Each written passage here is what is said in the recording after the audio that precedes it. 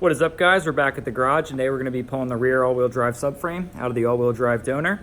I've been super busy doing a lot of finite element analysis and simulation on my angle gear, my build angle gear. I'm working on that a lot. Literally every second of my spare time. I just haven't had time to make it to the garage. So I'm probably going to be done that very soon and be getting that off to machining. I'm thinking about making a part 2 video about that, more on the FEA and all the simulation stuff. So if you guys are interested in seeing some of that, drop it in the comments below. But let's get to ripping this thing out. I've been wanting to get this car ripped apart and out of this garage for a while. But I've just been using it for angle gear mock-up and a whole bunch of stuff. So it's been being useful to me, but I want to get this all-wheel drive swap on the road. And I want to get this rear subframe in the 850 and get it driving on the rear all-wheel drive subframe. And then we can swap in the front stuff later on. So let's get to this and let's get this thing ripped out. First thing I want to get done is pulling out this crusty exhaust, because I could probably pull out the subframe with it on, but literally it's just in the way. There is a bolt right up there to disconnect the, I guess, forward part from the rear part. It's rusted all to hell. I'm going to try getting it out. I left my Sawzall at home, so I wish I had that. I could just chop it all out, but we're going to have to do this for now, and if this doesn't work, I just have to run home and get my Sawzall. That's going to be the first part, getting that done, and then we can pull this out. Probably, I might be able to get this with my angle grinder, this section. This might be a little tough to get. I don't think my blade's going to be big enough to get through that, but let's get that all done, get this thing out of the way. Well, I was able to get the exhaust out. I'm really surprised that I didn't, round off the crap out of this bolt because of how rusted it is. And I'm surprised I actually got this off because it is quite a mess up here. Gonna have to do a lot of replacing, but I got that off. Probably don't need to pull this piece out, but I'm probably gonna anyway because now that's so loose. Just gotta pull these two clamps off up here, or those two hangers.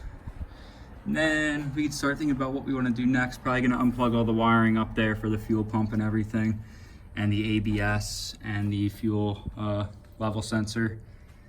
And then after that, we can start thinking about what we want to do next. Definitely gonna need to buy a new one of these. I'm pretty sure you can still get these new.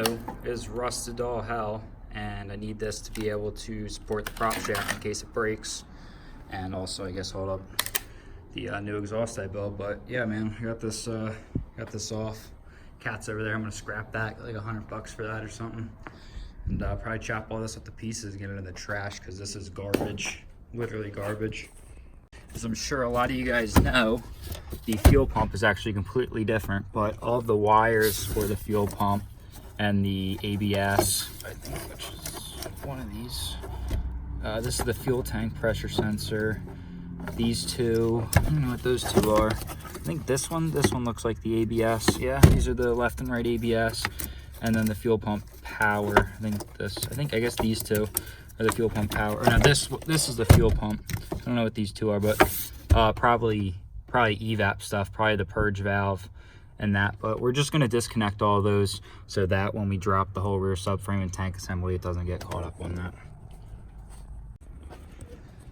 So next I'm gonna deal with the e-brake cables. Honestly, I'm probably just gonna chop the e-brake cables because I'm gonna buy new ones anyway. I'm not gonna reuse these junkers. They're probably seized up anyway.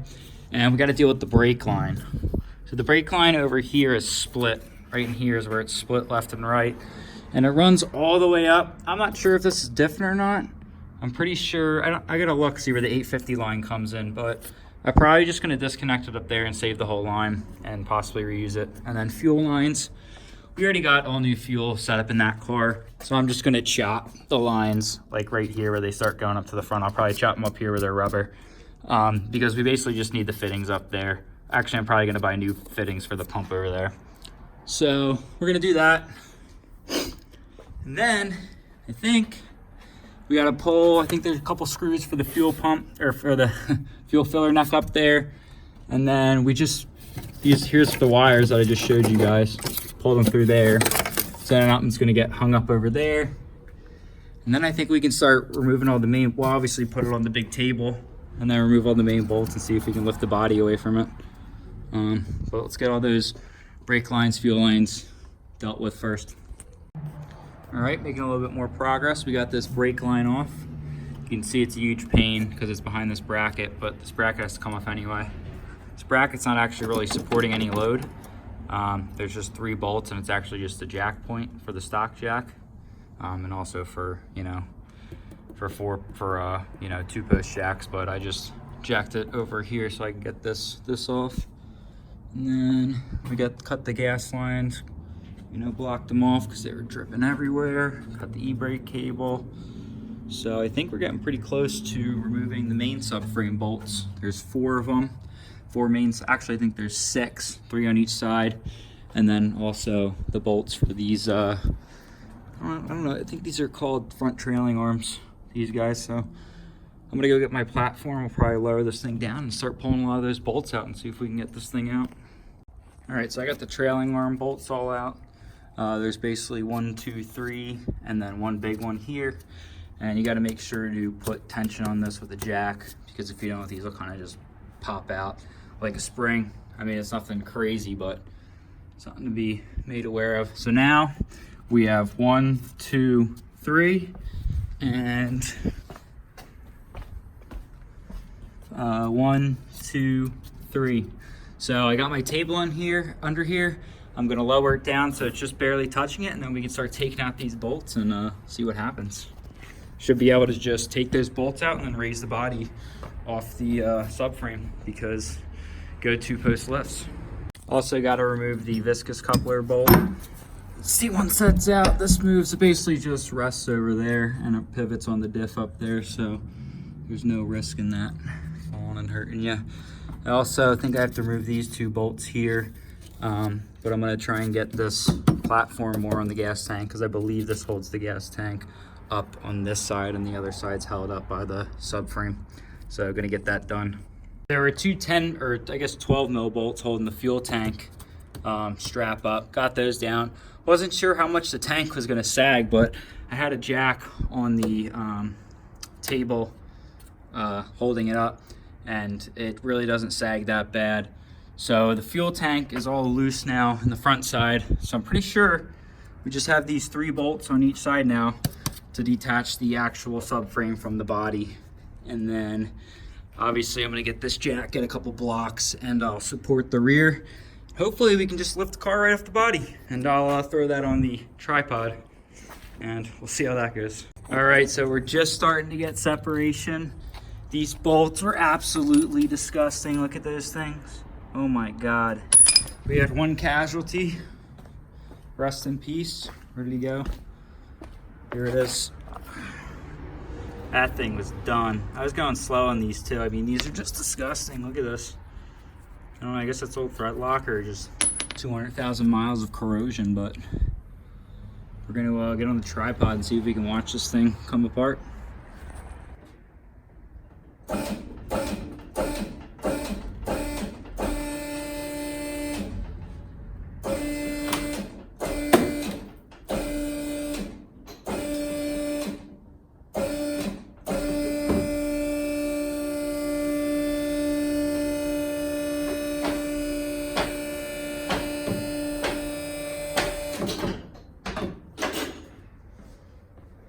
All right, we got it.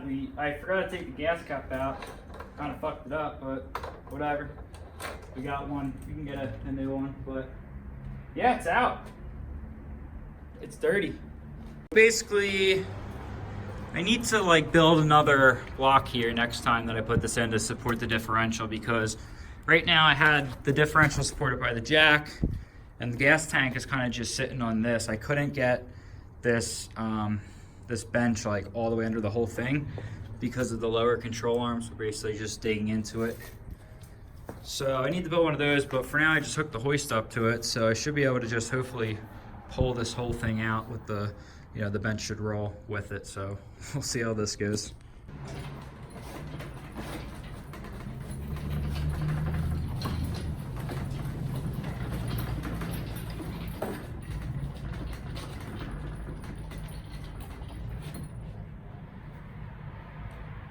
Worked pretty well. So now that it's out, we can take a little closer look. Look at that, 04/29, 1998. So I remember someone commented on one of my videos saying that these tanks use some like siphon. I don't know what they were saying, but it definitely doesn't. They definitely have 2 electric pumps on each side of the saddle, And this one definitely pumps into what looks like the return of this one. And then I believe the return from the fuel rail probably goes into this side.